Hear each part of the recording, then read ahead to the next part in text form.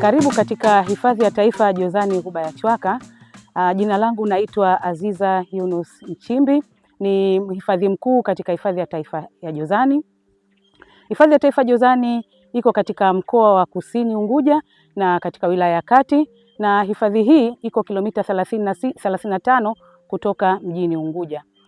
Hifadhi hii pia imezungukwa na vijiji 9 kwa upande wa hifadhi ya taifa, lakini kwa upande wa hifadhi hai, hifadhi hii imezungukwa na vijiji 12. Hifadhi hii inashirikiana kwa ukaribu sana na jamii na inafanya kazi za utalii na uhifadhi.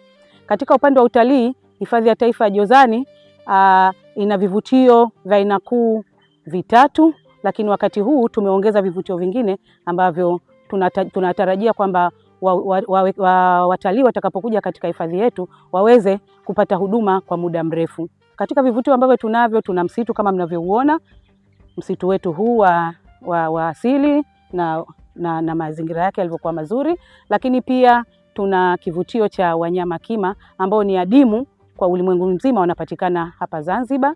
Lakini pia tuna daraja, tumesema tunashirikiana zaidi na wanajamii. Tuna mradi wa daraja ambao uko ni wa jamii na unafanya kazi za utalii kwa mashirikiano na hifadhi hii.